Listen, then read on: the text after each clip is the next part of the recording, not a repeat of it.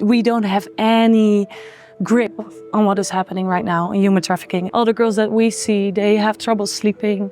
They have really? nightmares. They feel very unsafe in their own body. One of the girls was so severely traumatized that her hair keeps on falling out. It looks like she has cancer, but really it's just like the stress of the job. It would be different if every woman here has the best time of their lives. But numbers actually show that 50 to 80% of the women is in some way being forced to be here. I'm in Amsterdam's red light district, learning the truth about legal prostitution. I'm meeting with Elise, a journalist from Elroy, which is a charity that helps prostitutes. What she tells me will change the way you see the sex business. You're going to show me around the red light district, and you've done outreach with prostitutes before? Yeah. Do I call them prostitutes or sex workers or what? Well, we prefer to call them people in prostitution. People in prostitution? Yeah. Okay. Because it's more like an identity thing, like you are not what you work in, like you are, like a beautiful person. So. And how long have you been working with people in prostitution? For the past 4 years, I would say. Okay. Yeah. 3.5, 4 years. Yeah. So I've been working mostly actually in the middle of the Netherlands. So, but also I lived in Amsterdam and worked a little bit in Amsterdam before as well. Yeah.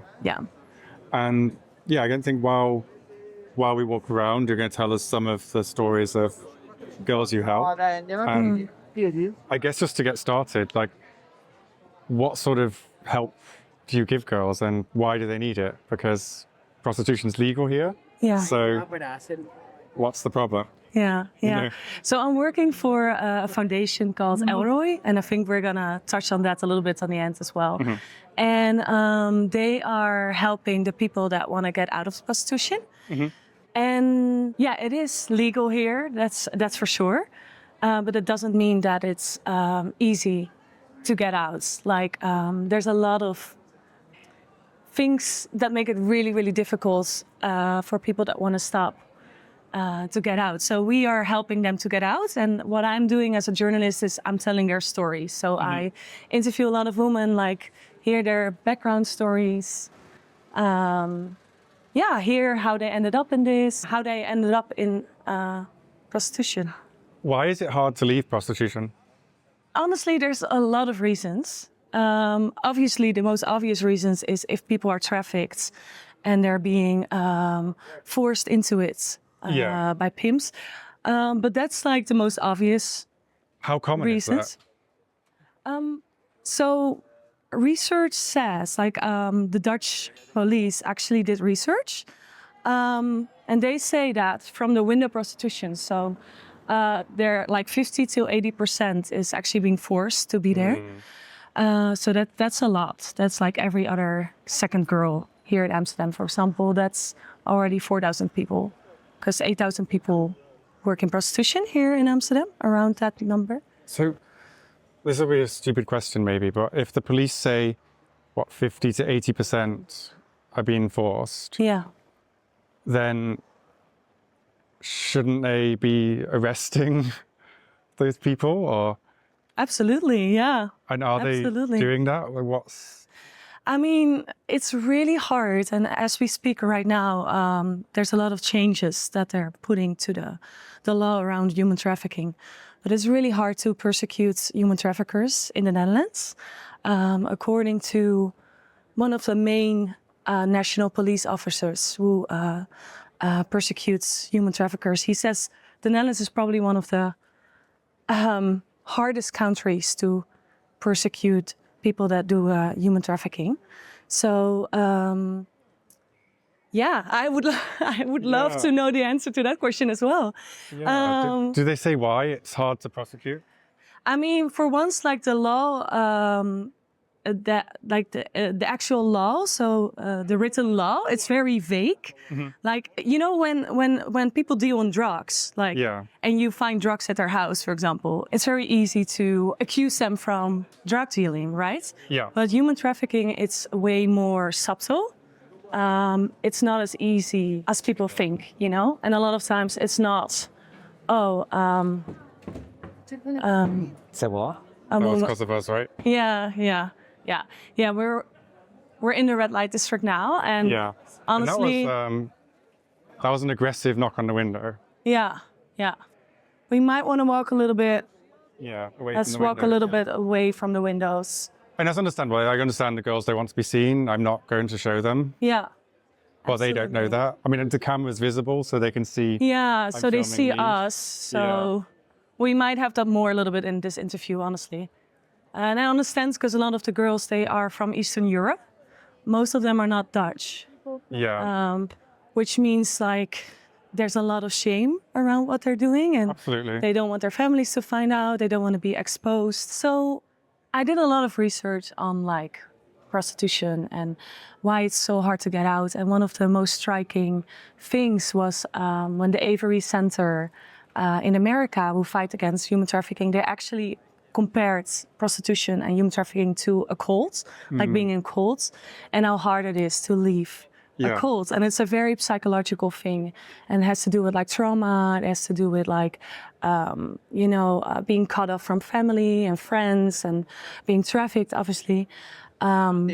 So I think for a lot of people, they think like, oh, human trafficking is this thing of like this big guy in a little bus that, throws like some poor girl in and drives them to Amsterdam. But the reality is much more complicated. And a lot of the girls that we know, they call their pimp their boyfriends or their husbands even. They have a child with their pimp. Does that mean he's still a pimp, or is that... And that's the question, like, what is the definition of a pimp, right? Like, I think most pimps won't call themselves pimps even. No. I saw this trailer yesterday from a movie that is coming out in August in the Netherlands. And it's about human trafficking in the Netherlands. And it's called Loverboy, Emoties Uit.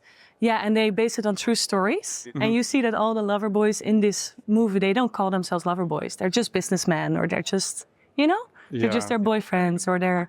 Businessman's like a euphemism for gangster, though, isn't it? Yeah. So it's like, what is a pimp, Yeah. But I think as soon as you profit from the trafficking or the sexual exploitation of a human, you are a human trafficker. You are a pimp. It's a really interesting question that, like, what is a pimp? Yeah. And before I came here, I assumed that the girls working in the windows, that the owner of that establishment would be the pimp. But that's not the case. So what would your opinion be? I think it's different in every brothel for every girl. Most of the girls, they actually have a boyfriend that is not working and let her work while they get the money. So you tell me, that's for me the definition of a pimp, but they won't call them that. And I think it's really hard as well for people that are human trafficked, that are being prostituted, to admit, because there's a lot of like psychological dynamics between a pimp and someone who's in prostitution. Yeah. So I guess like if I'm someone that does prostitution and my boyfriend has put me into it, and I'm in love with that person, it's really hard to think bad of them.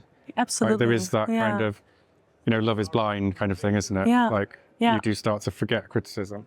Yeah, and there's this Dutch anthropologist who did a lot of research of the dynamics of the girls in the red light district with their pimp, with their boyfriend, with their man.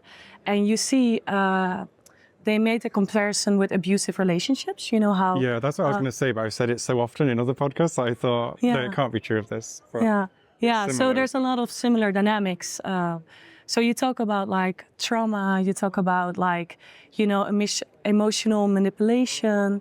So it's not as black and white as like a lot of people think.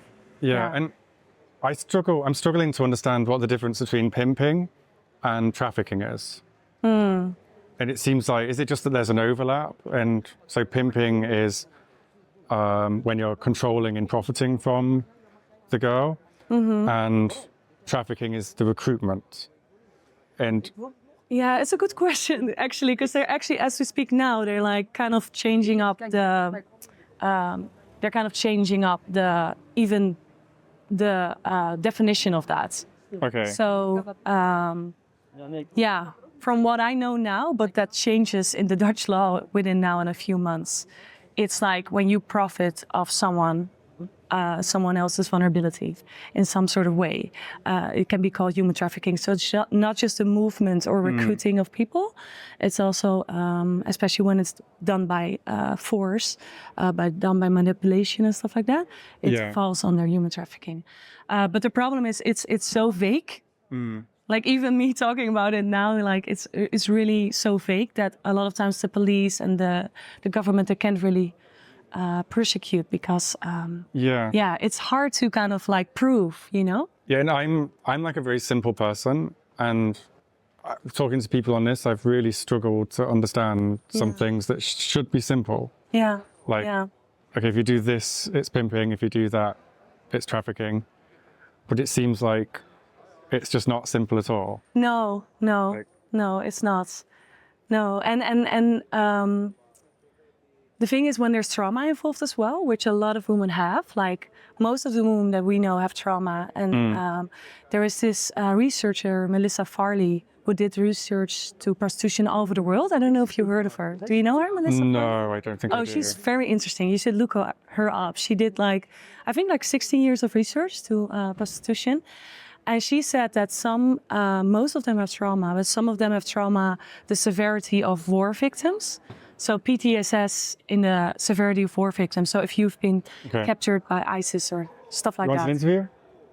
I would love it. I'm cute and I'm cute. I'm good looking. I'm good looking. I'm good looking. I got fat lips, good face, tiny nose. Okay. These are the kind of people in the red light district. Yeah. What are you talking about? Good people on the red eye. You got red lips, a red lipstick, a red nail. What are you talking about? You're funny. You're cute. All right. So, this is the nice. I always say, when you love sex as a woman, you are going on Tinder. You're not coming to work in the red light district. So would he be people think like there's this narrative of like the happy hooker and people love to have sex and this and this and that. But if you see what I don't want to be. It's okay. How do you say that? Speak your mind. If you see the kind of men that come here, a lot of times it's not the kind of men that you know. Yeah, I think a lot of Dutch people, they don't even like the red light districts. I know from people in this area who live here, they are so wary of it because of the criminality and that's actually why they try to move the red light district to an erotic center at the moment, because there's so much like criminal activity. And when you go here out at night, which you probably will do to shoot some footage, you will see it's like on some days it's so crowded, like you can't even walk over this, like you see the canals, like people almost like fall into the canals because it's so incredibly crowded. Like, and imagine living here and having every day like drunk tourists, like just, you know.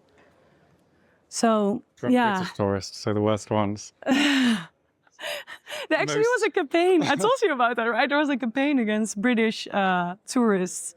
I don't know. It didn't really help, I think. But I think the Dutch government was kind of weary of, especially British tourists. There's one in Tenerife. There's one in the Netherlands. Like, a campaign as well. Yeah, we're getting a reputation. Okay. So, but you know, it is a tourist attraction. Yeah. So. Yeah. And that's what the city is promoting. Mm-hmm. And actively as well. Like it appears in brochures, it appears in marketing. Yeah. Like it's presented as, like, look how liberal and tolerant we are. Yeah. Like, look how enlightened we are. Yeah. But then what you're saying is that, well, the Dutch people, they're wary of it, and it's absolutely like a cauldron of criminality. Yeah. Absolutely. And the funny thing is with that erotic center, right? Because like we say in the Netherlands, you know, a lot of people say like sex work is just work, that sort of thing. But they tried to move the red light district to the erotic center and nobody wanted to have it in their neighborhood. Like it took like way longer than I expected to find a place because every city district, like every part of the city said, no, we don't want that in our neighborhood. We don't want that next to our schools. So we say on one hand, we say like, oh, it's a normal job and it's just work. And on the other hand, as soon as it's next doors, we don't want it anymore. Yeah. So it's this interesting mindset of like, what do you really believe? Do you really believe it's just work? Like I talk to a lot of men and they have daughters and I'm like, would you want your daughter to work here? And they're like, no, of course not, you know? But then they're still visiting, you know, the red light district. So it's a little bit double. But if we're really, really honest, like deep inside our heart, we all know there's something a little bit sketchy about it, you know? Yeah. And it would be different if every woman here has the best time of their lives and it would be, but you know, like numbers actually show that 50 to 80% of the woman is in some way being forced to be here. That's every other woman. But the truth is they won't just tell you that, you know, because people think like you just go to the windows and just, you know, have an interview with a woman and she will tell you, but sometimes it takes years before you hear the real story of someone. And I know stories of women who thought they were doing it out of free will and they love what they were doing. Yeah. I even like, you know, there was this chairman of Proud, which was one of the biggest pro-sex work movements in the Netherlands. And for years she was advocating sex work. And then a couple of years later, she actually came back from that. And she's like, actually, I was so traumatized that I didn't see the reality of what prostitution did to me. But then nobody wanted to interview her anymore, you know?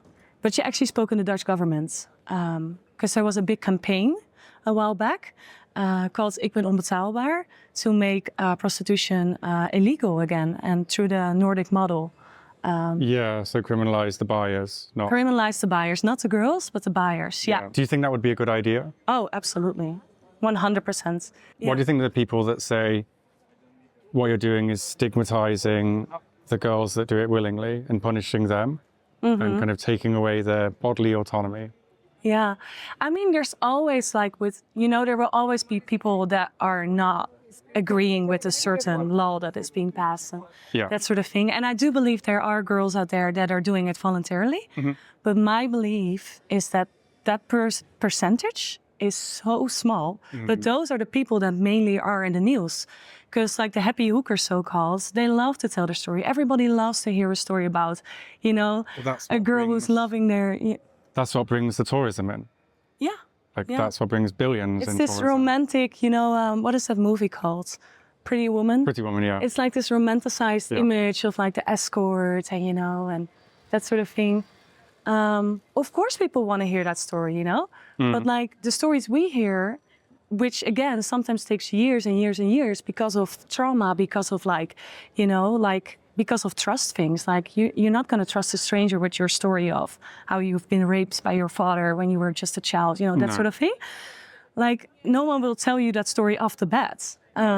Especially publicly, people don't want to be seen as a victim on TV. Yeah, and a lot of women, they don't want to be seen as victims as well. And it's easier to put on this smile and to just go on and survive, basically. I remember, actually that was a little bit back, but I remember one day we were like talking to one of the girls and we were closing the window, closing the curtain, and she was like 21 years old. And she's so young when you think about it. Yeah. It was crazy. Like, you know, I'm 32 and I'm like, man, like when I was 21, you know, even now, anyways, it's very young. And she was telling how she just had a baby. And I think the baby was a few months old, but she had a baby with this guy who obviously was making money off her, right? And she called her my boyfriend, but yeah, he was doing nothing and she was making all the money. And she said to me, she's like, I want to run away from this city, but he actually threatened my baby, you know. He threatened that he would do something to our daughter if I would run. And for me, that was already heartbreaking. But then as soon as we opened the curtains, like these Dutch guys walk by and they're laughing and they're like, oh, look at this whore and that sort of thing. And something in me broke because I'm like, all they see is like a whore, you know? And well, I'm just seeing this 21-year-old girl who does want to get out of this life, but is afraid that her so-called boyfriend will do something to their newly born. Imagine threatening a baby in order to control someone. And okay, he probably wouldn't do anything, but the threat is... The threat itself, yeah. I mean, what do you do in that situation when someone tells you that? So at that time, I was also still working for Bright Fame, so the organization that Fritz is part of, that you have interviewed as well. We just stayed in contact with her because how we work is through relationship, you know, to really seeing the person, get to know someone and see the human behind, you know, the facade they put on. Because this is what happened. As soon as she opened the curtains, she was like posing again. She was smiling again. Because nobody wants to have sex with a woman who just cried her eyes out over a baby, right? Yeah. And that's the whole, it's such a facade, you know? And I know a lot of like, you know, I hear like customers or like guys that are coming to the girls saying stuff like, yeah, but I have a relationship with her and like this and this and that, or they're in love with their prostitute or whatever. But the reality is from the girl's side, like you have to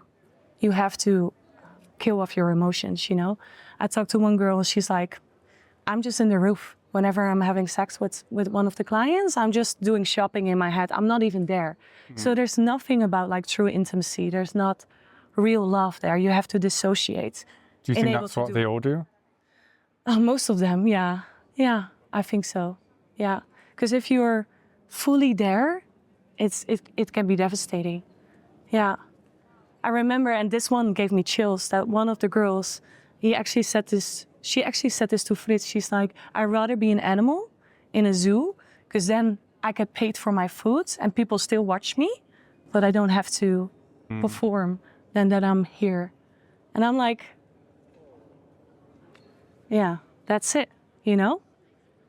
I'd rather be an animal than I'm here in the red light district, you know? I'd rather be kept in a zoo. Yeah. And like Fritz said that a lot of these girls are living, you know, hand to mouth. They're not really making money. No. Renate, which you talked to as a journalist, and she did some research to that.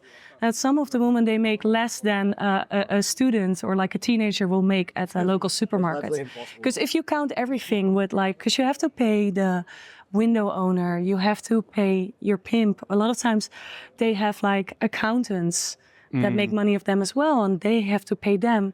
And are the accountants shady? Like, are they... Oh, there's a lot of shady accountants here. A friend of mine... So they're just like an extra charge, like preying on ignorance or something? Absolutely, yeah. Because a lot of the women, they don't speak Dutch. So they don't really know the rules around taxes and stuff like that. So there's a lot of like people that are taking advantage of that. So when people... Because one of the arguments for legalizing sex work is that it's good for the economy because it creates jobs in support industries like accounting and cleaning. But it sounds like those jobs are just a way of extracting more money from the victims. Yeah, absolutely. Yeah. And what kind of way to make money, you know? Yeah, and I guess if I'm a pimp, like, then I would also open an accounting business. Yeah. So is that what happens? Very smart. I'm not sure if that happens if they double in accounting and pimping, but definitely, well, as they said in the movie, you know, I'm not a lover boy, I'm not a pimp, I'm a businessman. So it's all about money. Yeah. Could you tell me more about the lover boys? Is that, because you said like, usually it's a boyfriend or ex-boyfriend is what I'm hearing, or even like a boyfriend back in their home country, threatening family members. But the lover boy, is that something different? Or do they have like more than one or? Well, so here in the red light district, it's mostly, I mean, there's some Dutch guys as well, but it's mostly like Eastern European men who came here with someone. And Fritz will know more about this. He traveled a lot to Eastern Europe as well. But what happens a lot here is that they came with someone. Yeah, most of them didn't came alone, and some of them knew what they were going to do. Some of them have been lured in as well, you know, like the classical, like, oh, you're going to work in a restaurant in Germany or this and this and that. And how many girls that you do outreach with are happy and like not controlled? Do you meet many? That are happy and are not controlled by someone? Yeah. If you're really willing to look beyond the obvious, beyond the facade, I haven't met anyone who's actually happy. I met one girl who said she was kind of happy to do what she wanted to do. And when I digged a little bit deeper, she said, but actually when I was younger, when I was a little girl, I just wanted to be a pilot or a nurse, you know? So I think it's no one's dream. No, I've never met anyone who said like, oh, ever since I was a little girl, you know, I wanted to spread my legs for 20 guys every night in Amsterdam. Yeah. Is that, how many guys do girls typically see in a day? Well, in the red light district, it's hard because like they became more like an attraction almost. So a lot of guys, they just come to watch. They don't buy. So I don't want to put a number on it. Right? Sorry? Yeah, but there's other red light areas, I guess. Yeah. And this is like the tourist one. Yeah. I don't want to put a number on it. Is this one more sanitized? Like, is this one safer than, say, a typical red light district? Oh, what do you mean by safe? I don't know. But if this is a tourist attraction, I guess it's sanitized, or are they all the same? Or what do you mean by sanitized? Like patrols by the police? Or? Like maybe this one's, there's less trafficking, or there's less pimps, or is this, because is it worse in other ones, or? Is it? You know, I'm not an undercover police agent, so it's hard to kind of answer that question. Yeah. But I heard stories that, are kind of laughable in a way, not because they're funny, but like we have this panic button, for example, in the red light district. But a lot of times, you know, the police will come way too late. So I had a story from one of the women that saw another woman being choked by a client. And they pushed the panic button and the client just went on and on and on. And if it wasn't for some other guys, like to put him down on the ground, like she would have died. That the police arrived 30 minutes later. But if you're choking someone, you know, 30 minutes later is a little bit too late for that. And that's quite normal for slow police response. Yeah, absolutely. Especially when it's in the middle of the night. There's a lot of this stuff happens, you know, 1:30. Yeah. That sort of thing. I just assumed that because it's regulated, that there would maybe be police stationed here. There is a police force here who has been, you know, who is like regularly here.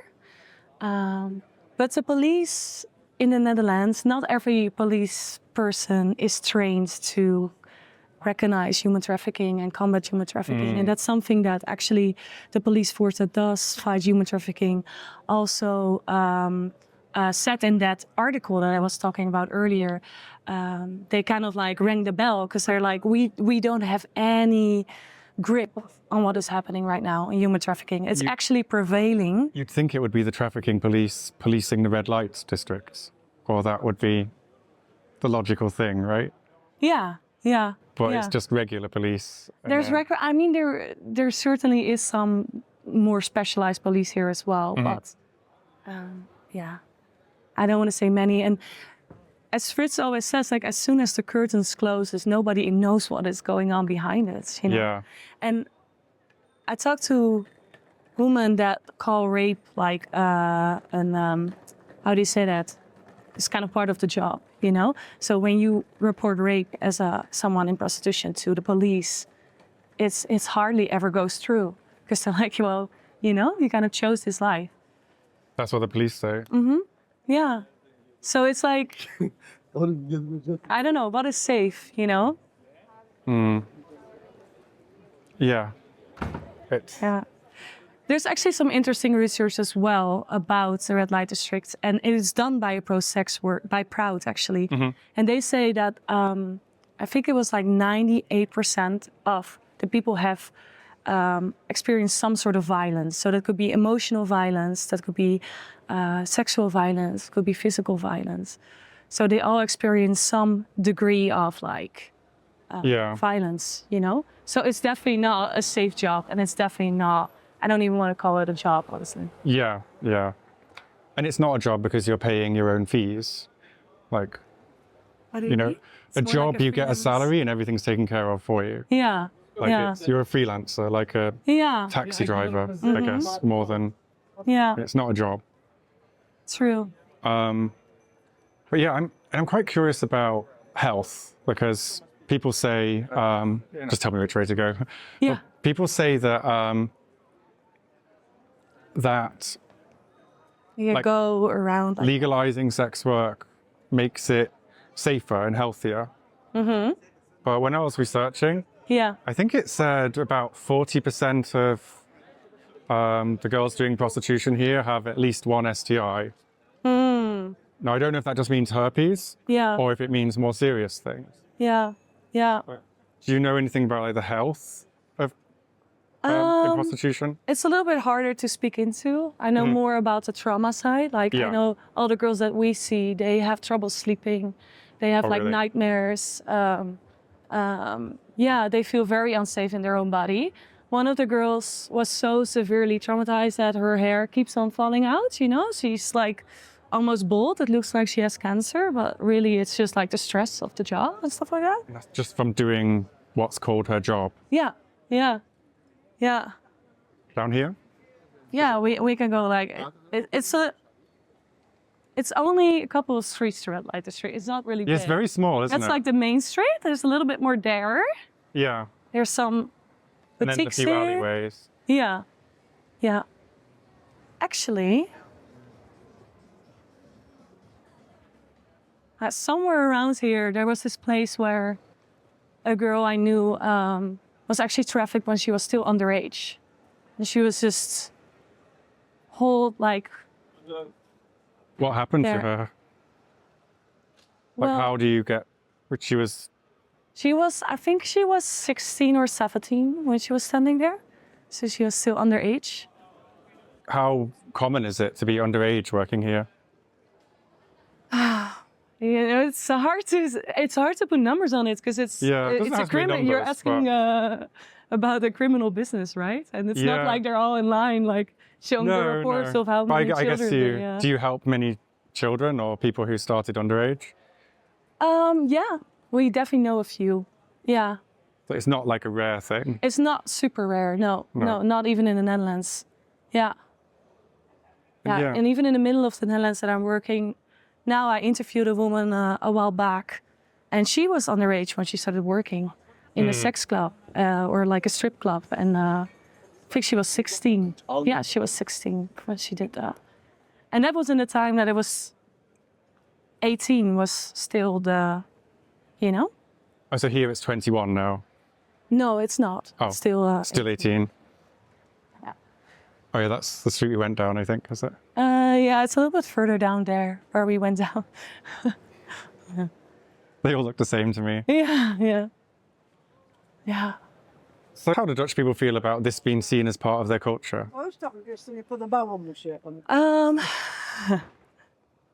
You want me to speak for all 17 million Dutch people? No, but there must be a general feeling. Yeah. Well, how I feel about it personally? Or how you feel. I can speak more from experience than I'm going to speak for all the Dutch people. I think it's a disgrace, honestly. I hope that one day we will look back and be like, how can we ever think it's normal, you know, to just stall women out like their products in the windows, like, just with like slavery, honestly. That we will look back on it and really see it as a black page in our history books and being like, yeah. That's what I hope.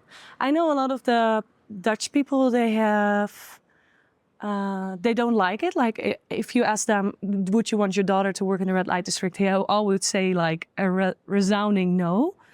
But then there's also a little bit of apathy towards it. And there's the Dutch culture is very much like live and let live. And, you know, everyone does their own thing and this and that. And if you speak out, you're being seen as I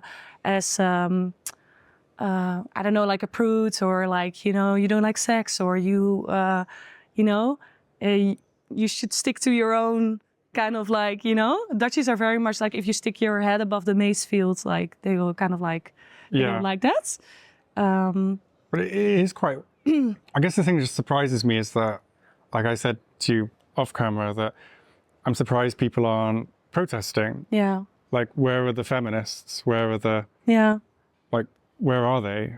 Yeah. They seem to be more pro-sex work, is that right? Yeah, I mean, Renate is a full-on Yeah, she's one of the few against it, though, I think. Yeah. Because she understands the realities behind it, because she's a really good journalist. She did a lot of research. She knows what's really going on.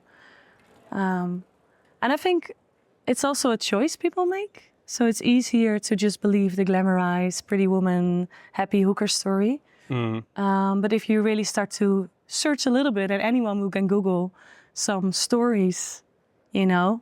I found it hard to Google bad stories. There was nothing in English. Only one from the BBC. There's some of mine in Dutch.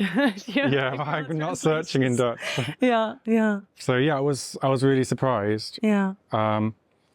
And you know, celebrities come here and openly talk about, you know, their experience visiting Dutch sex workers. Yeah. And it's seen as something they wouldn't admit to. They, like a lot of celebrities, wouldn't admit to booking an escort in America or the UK. Yeah. But they'll see it as part of the experience here. Yeah. And that's like it changes people's morals in a way. Yeah. And I think it's horrible, honestly. Yeah. I hope one day we will look back at. Do you have a lot of success stories of helping people escape? Some, yeah. Some. I mean, it's again not as easy as some people think of, like, oh, I want to get out of prostitution, so I find another job, you know, I live my life happily ever after. Because of the trauma, because of like debt, because of a lot of other like more legal complications, it's not as easy to get a girl out of like. But we do have success stories. We have some beautiful stories of women who really found their dream life, you know, and their real dream life, and who got out and are now doing better than ever. So, yeah. It sounds like it's quite rare, though. Well, that's the impression I'm getting. And I think that's going to be really hard for people to understand. I think, yeah. Per person, it takes years before somebody sometimes gets out of that cycle. Because again, there's a lot of like psychological aspects to it. Yeah. Like with the cult behavior, the similarities to that. So I think it's hard to understand if you don't understand the complexities of trauma. Even I'm struggling to understand it. Yeah. And I feel like I should understand it and be more compassionate. But definitely my viewers will be saying, like, what do you mean? She can just go get a job in a supermarket or like any low-paying job. Yeah. And can you explain like how does trauma keep them in that? Yeah. Or how does debt keep them in that, you know? Yeah. I mean, debt is... They have debt when they're doing this, they're still going to have debt if they don't, right? Or...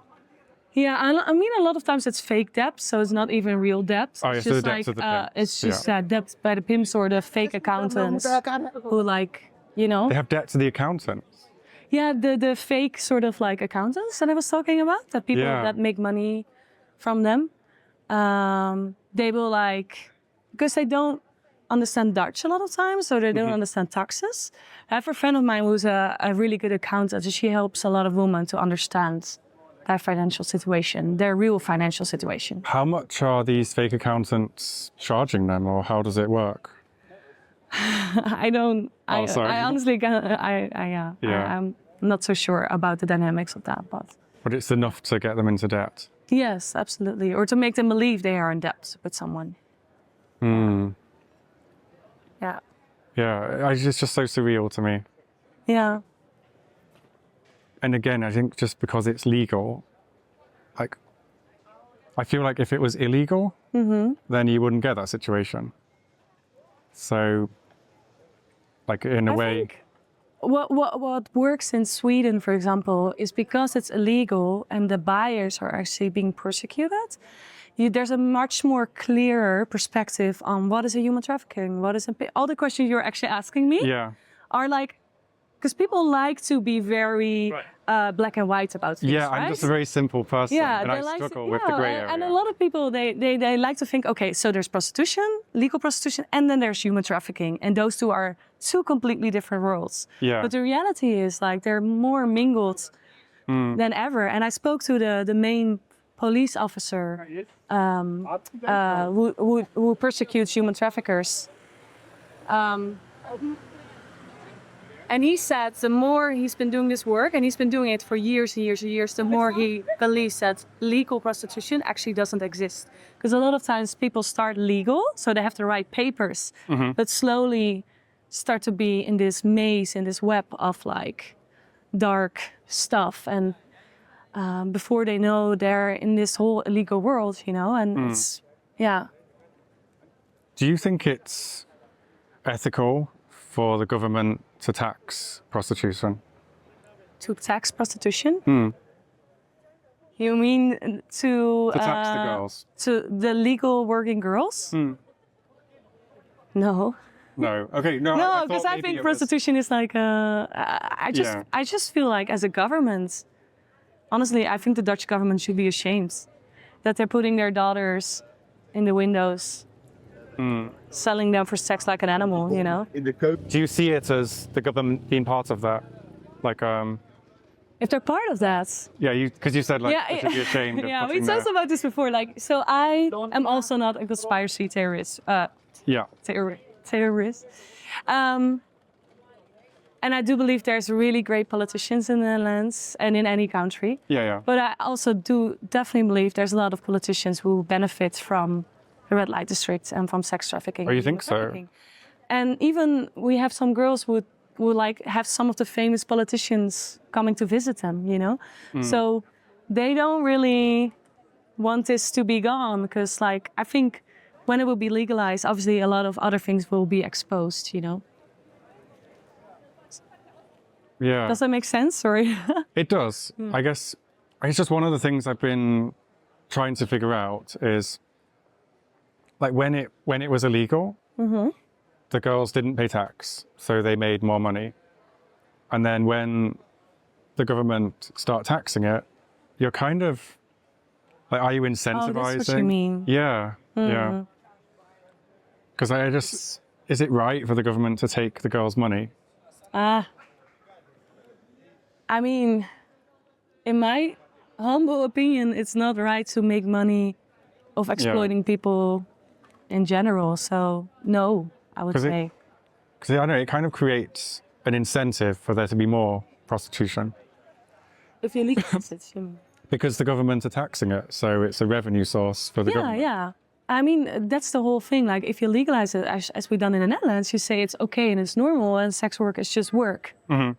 For people who don't know this, but in 2000, it got legalized in the Netherlands, prostitution. But ever since then, we haven't had a global law yet. So every city, every district can make their own rules. So in one place, you have to be 21. And the other one, you have to be 18, you know? In one, you can come in with someone.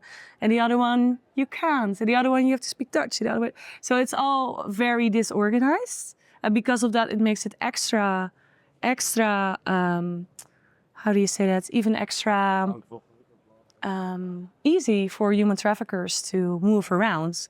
Because how do you mean? Like when they get caught, they move to another one? They move to another city or another place. And because of privacy reasons and because there's no global like consensus about it yet, the police won't communicate with each other clearly.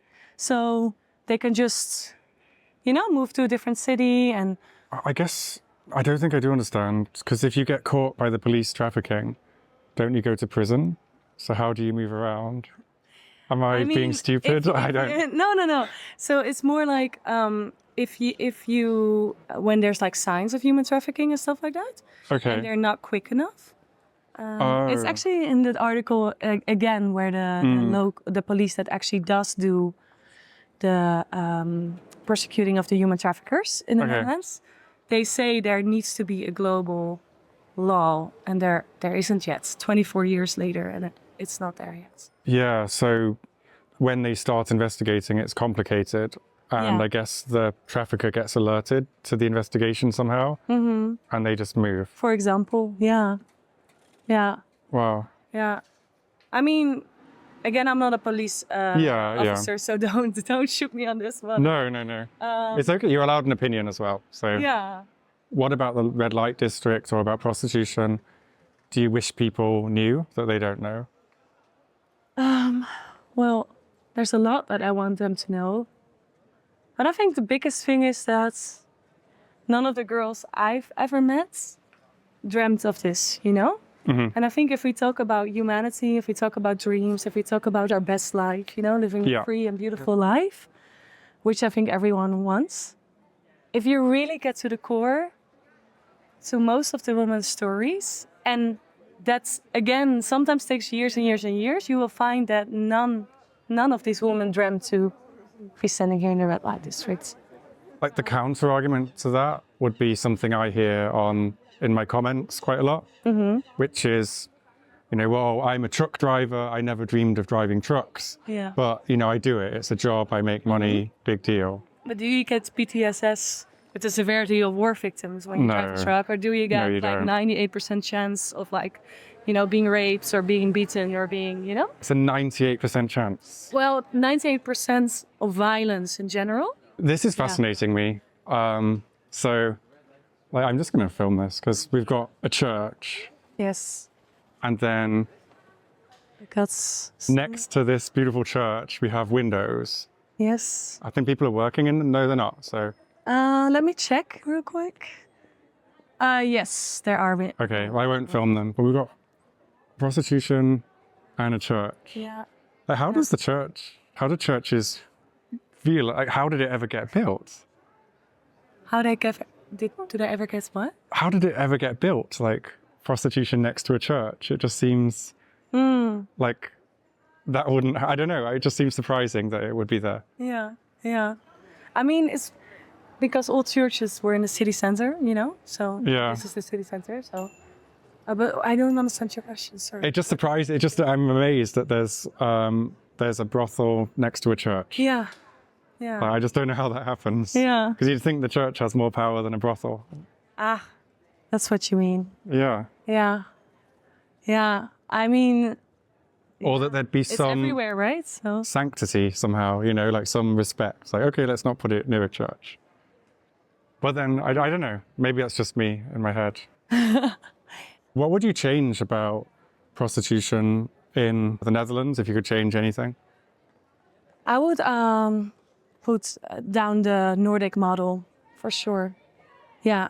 Why do you think the Nordic model is better? Because like there's so many, you know, people say things like, oh, but if you like illegalize it, it will go underground, it is and that. But the facts are, it is already underground. And because of the legalization, well, we see it even with the wording of human trafficking and everything gets so mixed up, everything gets so vague. So I think if you talk about being black and white, as soon as you like just say like it's all wrong and we are like persecuting the buyers and we think it's wrong to sell people for sex, then it's way clearer of what you're targeting. Then this whole vague like, oh, but this is human trafficking and that's really bad because we're all against human trafficking and this is prostitution and they're like miles away from each other, you know?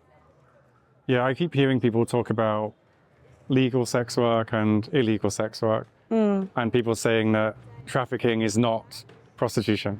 Yeah. Like it's a separate thing. Yeah. Which seems ridiculous. Yeah. Because they're very blended. Yeah. Yeah. And when I say like even the main police officer of the Netherlands who persecutes human trafficking, he's like, the more I do this, the more I believe like there's not something like legal prostitution. Like he just sees it being blended so much. You know? And that's the reality of prostitution here. Yeah. Yeah. Yeah. Yeah. And then you got the glamorized idea that people have of prostitution on top of it.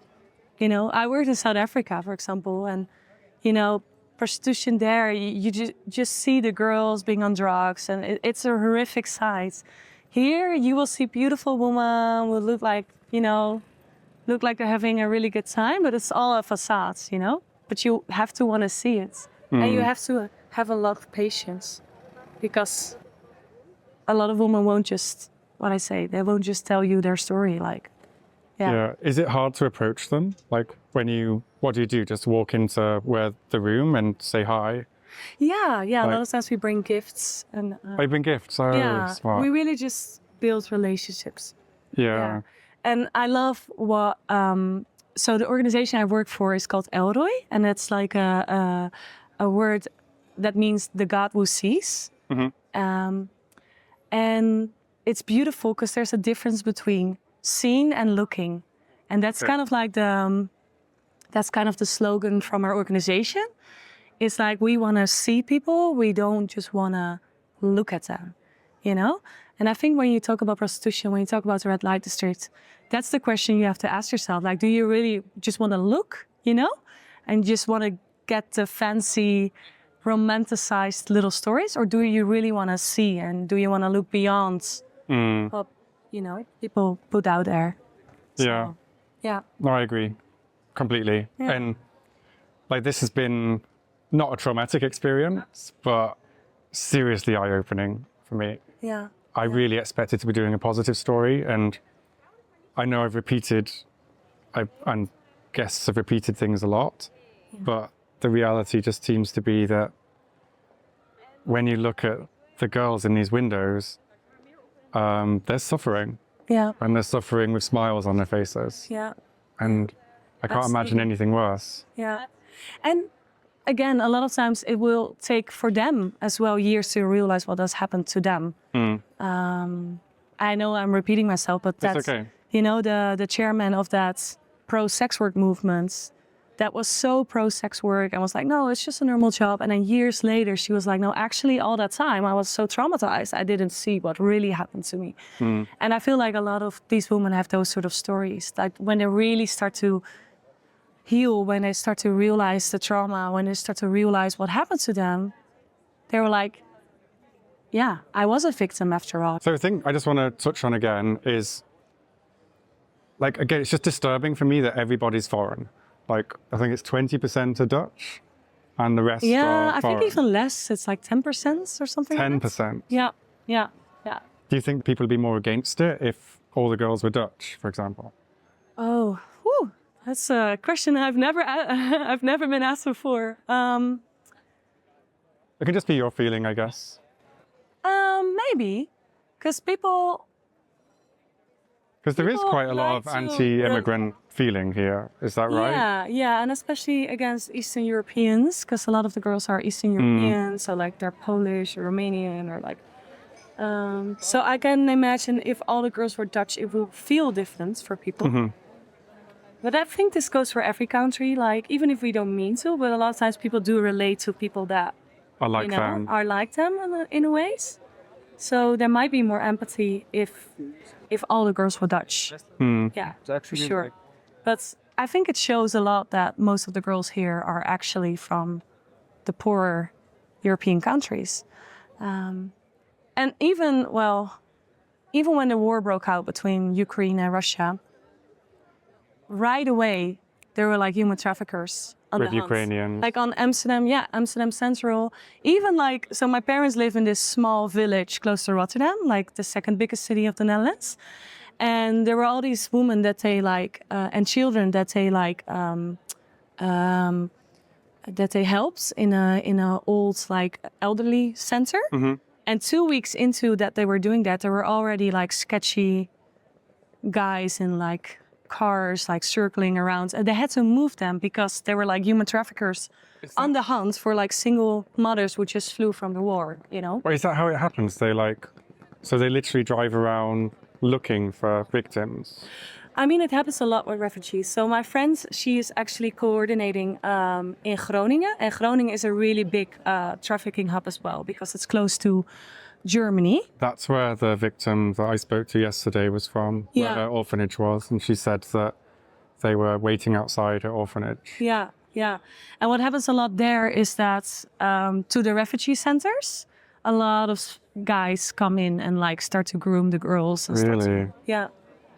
So they prey on the most vulnerable. It's always. I didn't even think of that. 'Cause I'm very much pro-immigration. I'm just an open borders kind of person. Yeah, yeah. I don't. Me too, you know, Yeah. but I want to be a safe place for immigrants, you know? Yeah, well, I think it would be safe if we don't make them illegal. Yeah, imagine being a mother from the Ukraine, you know, and you just flew with your baby to the Netherlands, and 2 weeks into being here, you already have to be moved because some guy tries to traffic you. Mm. And like, you already have the horror of the war, and then you come here, which you think is a safe place, you know? Yeah.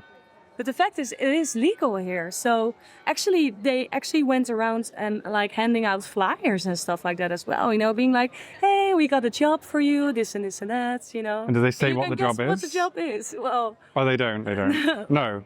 But that's kind of trafficking, isn't it? When you're withholding information, manipulating someone into a meeting, and then you kind of pressure them and lie to them and. Yeah. Yeah. I mean, it comes in many ways, trafficking. But again, it's not as. Like if you placed an ad in the newspaper and it said, job wanted, prostitute, in this window, Yeah. would anyone apply? I don't think so, no. I saw an advertisement on Instagram the other day that was a lot like, it was about massaging in like a certain city in the Netherlands. They were like, oh, we're looking for young students and good rates. And it's just massaging. They're all like gentlemen, the men that are coming.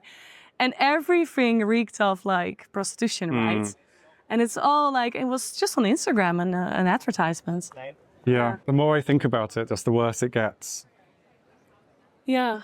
Yeah. Well, I'm happy you're making this series, Tommy, because like not many people are willing to do what you're doing.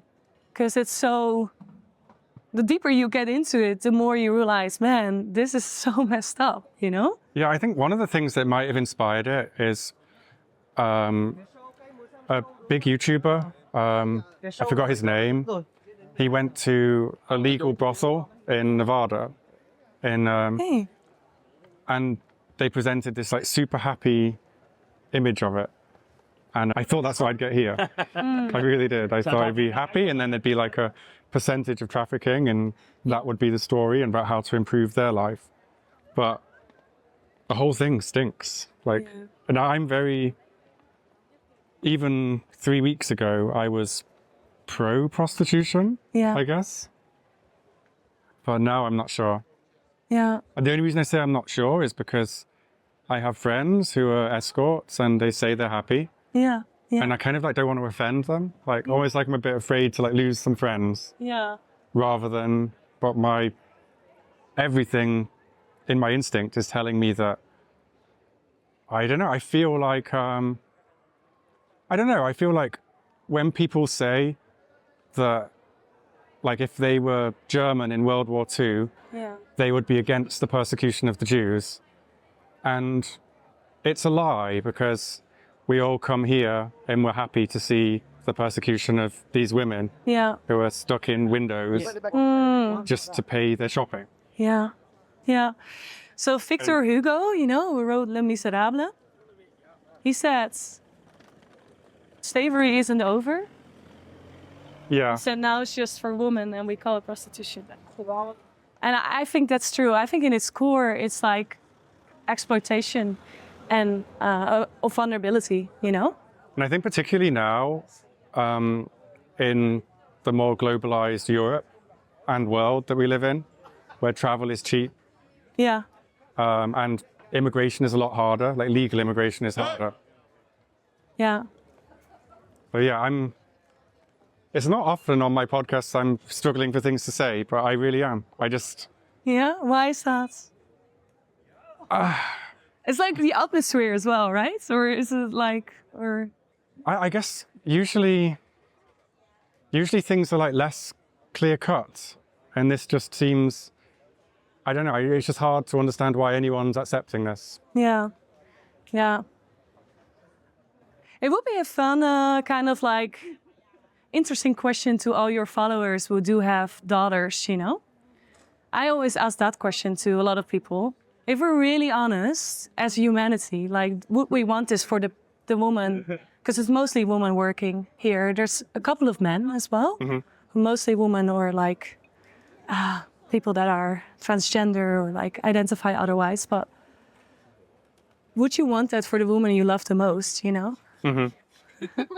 Probably 99% of the men would say no, you know? Yeah. Not to say, by the way, that this is just a man-woman's issue. Cause No, of course not. But it's majority it's a humanity. women. Yeah.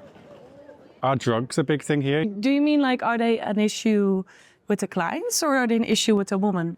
Oh, I guess both. I didn't think of the clients. How are they an issue with the woman first, I guess? Well, a lot of women, they do use drugs, to kind of get through the experience. So even while they're working? Mm-hmm. Wow. Yeah, because it's like half of the drugs are legal here anyways, And you see, and you probably smelled it as well, like there's a lot of coffee shops around. Yeah. So coffee shops and prostitution, they kind of go together. I didn't know that. Yeah, they're kind of best friends. Really? And a lot of the tourists, they're obviously drunk or they're high or they're like, yeah. How do drugs affect clients? Well, I remember a little bit down there, actually. We can walk there. There's a little bit more there. Down here? Yes, around the corner. One of the last streets. I remember being there and we were having a beautiful conversation with one of the women. Yep. And this guy came and he was like full on drugs. He was super drunk. And he smelled, because like I think he peed himself or something like that. I can't remember.